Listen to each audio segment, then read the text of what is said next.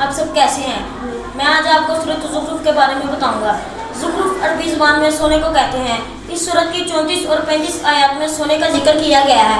अल्लाह ताला की नज़र में ये दुनिया इतनी बेहैसियत और हकीर है, अल्लाह ताला चाहे तो काफिरों को सोने से नहाल कर दे।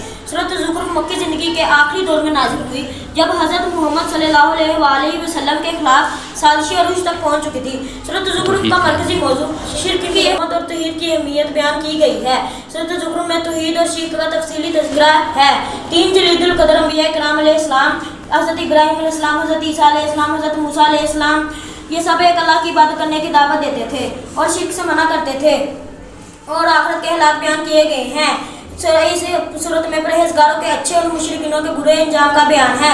सूरत ज़ुखरुफ में जाहिलियत के ज़माने में एक हयाना रस्म थी। लोग औरतों को मनहूस समझते थे और अगर किसी के घर बच्ची पैदा हो जाती तो उसे शर्म के मारे जिंदा दफन कर देते। सूरत ज़ुखरुफ में इस बुरे अमल का बयान किया गया।